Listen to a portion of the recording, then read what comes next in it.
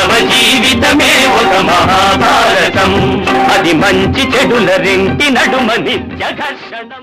నకుల సహదేవులు, దుర్యోధనుడు, కర్ణుడు లాంటి వాళ్ళని ఎదిరించి నిలబడడం కష్టం. దుశ్శాసనుడు, మిగిలిన వాళ్ళు పర్వాలేదు. మంచిది, ఎక్కడైనా అంచనాలు ఉంటాయి. ఆ అంచనాలకు వ్యతిరేకంగా మనం ప్రవర్తిస్తే మీకు బోర్లా పడడం తప్పదు, ముక్కు చిత్తైపోవడం తప్పదు, ముక్కు తుక్కైపోతుంది. అందుకని మన శౌర్యం ఏమిటి, అలాగే వ్యాపారం, మన డబ్బు ఎంత, మన పెట్టుబడి ఎంత పెట్టగలం, దానికి ఉన్న అవకాశాలు ఏమిటి, అసలు మనం ఈ రంగంలో మనకి ఏమైనా అనుభవం ఉందా, మనం చేయగలమా, చేయగలిగిన వాళ్ళు ఎవరున్నారు అని ఆలోచన చేయాలి తప్ప అంచనాలకి మించిపోతే ధర్మరాజు అశ్వత్థామ పోరాటంలో అశ్వత్థామది పై చేయనట్టే, నకుల సహదేవుడు దుర్యోధనుడు పోరాటంలో దుర్యోధనుడు పై చేయనట్టే ధర్మం దెబ్బతింటూ ఉంటుంది. అలా దెబ్బతింటే ధర్మం కోసం పాటుపడే వాళ్ళు కూడా నిరుత్సాహపడతారు. ఏమిటో అన్ని ఏ ఉదాహరణ చూసినా ధర్మాత్ముడే దెబ్బతిన్నాడు, అధర్మాత్మలే పైకి వచ్చారు, అందువల్ల మనం కూడా అధర్మం వైపునే ఉండడం మంచిదేమో అనే భావన వస్తుంది. అది ఎప్పుడు ధర్మాత్ముడు అలా రానివ్వకూడదు అంటే వ్యూహాత్మకంగా కూడా వ్యవహరించాలి. ఊరికే ముందుకు దూసుకుపోవడం కాదు. నేను ముక్కుసూటుగా ఉంటా, ముక్కుసూటుగా పెడితే గోడ తగులుతుంది, ముక్కు బద్దలవుతుంది. ఉపయోగం ఏమిటి? గోడను మనం ఏం చేస్తాం? గోడ ముందు ముక్కెంత? ముక్కుసూటి మరో ముక్కుసూటి అయితే పర్వాలా, ముక్కు చూసుకుందాం. కానీ ముక్కుకి ముందు గోడ ఉంటే అంచేది అక్కడ గోడ పనికిరాదు, గోడ పక్క నుంచే మనం వెళ్ళాలి. అంతేగాని ఇక్కడ గోడలో ఎవరు పెట్టారు, ఎందుకు పెట్టారు, నేను అలా వస్తానని తెలియదు అంటే గోడతో అంటే ఏం ఉపయోగం ఉంది? పర్వతం మించి పెద్ద భయంకరమైన బండరా ఏదో దొల్లుతోంది కిందికి, మనం మధ్యలో ఉన్నాం, దారిలో ఉన్నాం. మనం తప్పుకోవాలి, కానీ చెయ్యట్టి ఆ బండరాయిని ఆపే ప్రయత్నం చేస్తే తుక్కైపోతాం. యుద్ధాల్లోనైనా, జీవితాల్లోనైనా, వ్యాపారాల్లోనైనా, ఉద్యోగాల్లోనైనా నిర్వహణ అధికారులైన వాళ్ళు ముఖ్యంగా ఈ రహస్యం దృష్టిలో పెట్టుకోవాలి. అది కొంచెం పక్కన పెట్టి పౌరుషంలో ఉండబట్టే నకులుడు కర్ణుడి చేతుల్లో దెబ్బతిన్నాడు. నకుల సహదేవులు ఇద్దరు ఇప్పుడు దుర్యోధనుడి చేతిలో గడ్డు పరిస్థితి ఎదుర్కొన్నారు. కానీ దృష్టజ్యుమ్నుడు సమయానికి వచ్చి బావలిద్దరినీ కాపాడాడు. మళ్ళీ దృష్టజ్యుమ్నుడు వేరు, ఆయన దుర్యోధనుడితో యుద్ధం చేయగలడు, ఆయన స్థాయి వేరు. దృష్టజ్యుమ్నుడు, సాత్యకి వీళ్ళు దుర్యోధనుడితోనూ కర్ణుడితోనూ పోరాడగలరు, నకుల సహదేవులు పోరాడలేరు. ఆ తత్వాలు వేరు, ఈ తత్వాలు వేరు. అలాగే కర్ణుడు ఇక్కడి నుంచి వెళ్ళినవాడు, కర్ణుడు వెళ్ళిపోతున్న మా అన్నగారని నువ్వు ఎదిరిస్తావా, ఆయనేం పెద్ద ఆయన కదా, లోకు కనబడి నేను చెబుతాను నీ సంగతి అని భీముడు విజృంభించాడు. ఇదివరకు మీరు 4 కోసేయవలసిన వాడే కదా, మూర్చిపోయాడు కదా అని వదిలిపెట్టాడుగా. అందుకని ఏదో జాలి తెలిసి పోన్లే, ధర్మం కోసం మా తమ్ముడు ప్రతిజ్ఞ చేశాడు కదా అర్జునుడు అని ఒక కారణం వలన, మా మేనమావ శల్యుడు చెప్పాడు కదా అని రెండవ కారణం వలన, మూర్చిపోయిన వాడిని 4 కోస్తే పోతాడు, అధర్మ యుద్ధంలో చంపాడని నన్ను అంటారు, మూర్చిపోయిన వాడిని బాణంతో కొట్టి చంపాడని అంటారనేటువంటి మూడవ కారణం వలన నిన్ను వదిలిపెడితే మళ్ళీ నా మీదకు వస్తావురా అని కర్ణుడి మీదకి భీముడు స్వయంగా విజృంభణ చేసి భయంకరమైనటువంటి యుద్ధం చేశాడు. ఆ స్థితిలో ఓ పక్క అశ్వత్థామ చేతిలో ధర్మరాజు కొంచెం దెబ్బతింటున్నాడు. భీముడికి కర్ణుడికి భయంకరమైన పోరు జరుగుతోంది.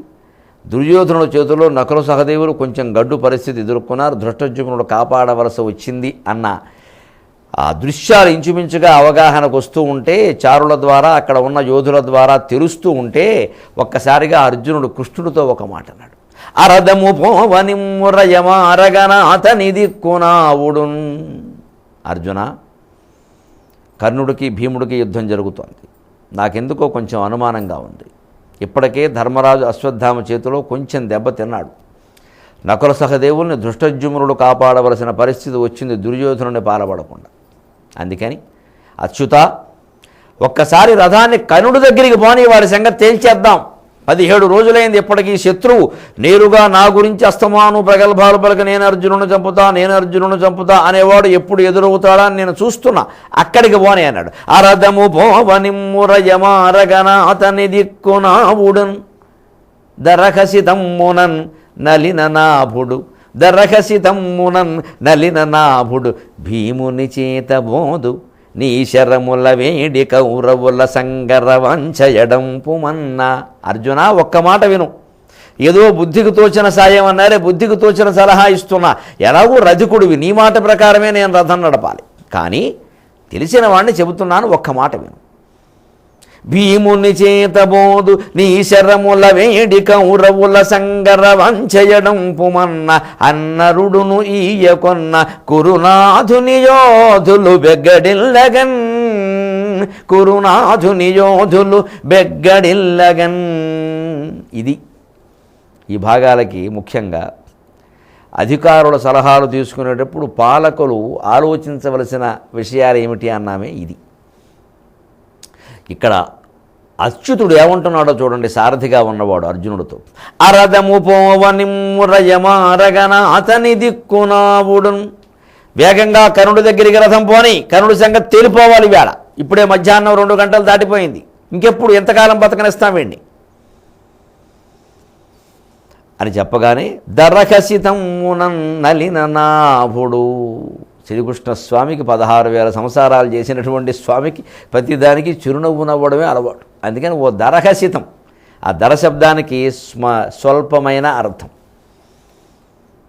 దరం అనేది స్వల్పార్థంలో వాడతా, అందుకని ధూర్జుడు చాలా అందంగా ప్రయోగిస్తాడు. దరధ్వాంతముధూపధూమము జ్వలద్దీప ప్రభారాజి కౌముది తారానివగంబులర్పిత సుమంబుల్గా తమోదూర సౌఖ్యదమై సీతగ భస్తి బింబ శివలింగం బొప్పే ప్రాచీదిశన్ ఉదయగ్రావముపానవట్టము అభిషేకోద ప్రవాహంబువార్ధి దరధ్వాంతముధూపధూమము అభిషేకోద ప్రవాహంబువార్ధి దరధ్వాంతముధూపధూమము జ్వలద్దీప ప్రభారాజి కౌముది తారానివగంబులర్పిత సుమంబుల్గా తమోదూగాగ తమోదూర సౌఖ్యదమై సీతగ భస్తి బింబ శివలింగం బొప్పే ప్రాచీదిశన్.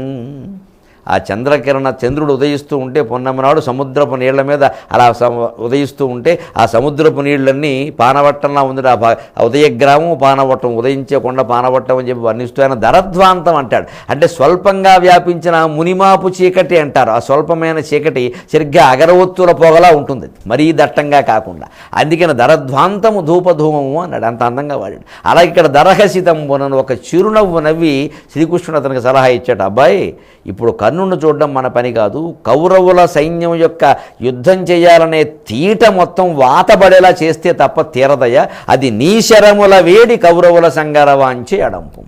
నువ్వు బాణాల వేడితోటి కౌరవ సైనికుల యొక్క యుద్ధవాంఛన మొత్తం తీరేలా చేయవలసిందే, భీముడి చేత అవదయ్యా. ఆయనది కొంచెం అదో రకమైనటువంటి యుద్ధం, ఏనుగులను చంపడానికి ఆయన పనికొస్తాడు. దుర్యోధనుడు దుశ్శాసనుడు లాంటి వాళ్ళ మీదకి ఆయన్ని వదిలేద్దాం, కానీ కర్ణుడి మీదకి ఇప్పుడు వెళ్ళడం పద్ధతిగా, నువ్వు సైన్యం సంగతి చూడాలి ముందు అని సరైనటువంటి సలహా ఇస్తే, ఆ సలహా అధికారులు ఇచ్చినటువంటి సలహాని, అనుంగు మిత్రుడు ఇచ్చిన సలహాని పాలించేవాడు ఎప్పుడూ ఆచిచూచి చూసుకోవాలి. కాబట్టి ఆయన సలహాని బాగా నమ్మేవాడు, కాబట్టి ఆయన సాక్షాత్ భగవత్ స్వరూపమని తెలిసినవాడు, కాబట్టి నరుడును ఇయ్యకున్నా అలాగే కానీ బావా నీ మాట ఎప్పుడు కాదన్నాను అన్నాడు. దానికి చాలా సంతోషిస్తాడు ఆయన. అప్పుడు కురునాథుని యోధులు బెగ్గడిల్లగన్, కౌరవ సైన్యంలో ఉండే యోధులంతా భయపడి పరిగెట్టే విధంగా అర్జునుడు భయంకరమైనటువంటి యుద్ధం చేశాడు. ఆ పార్థుని ధాటికి తాళలేక కౌరవ సైన్యం ఎలా తల్లడిల్లిందో మనం 23.5 గంటల్లో తెలుసుకుందాం. అంతవరకు తల్లడిల్లిపోతున్న తెలుగు భాషను కాపాడే ప్రయత్నం చేద్దాం. మీ అభిప్రాయాలను, సూచనలను మాకు తెలియజేయాల్సిన చిరునామా భక్తి TV, care of Rachana television private limited, road number 92, Jubilee hills, Hyderabad 5,96,000. మా ఇమెయిల్ ఐడి bhakti@gmail.com. మా వెబ్సైట్ www.bhaktitv.org. Phone number 9010222333.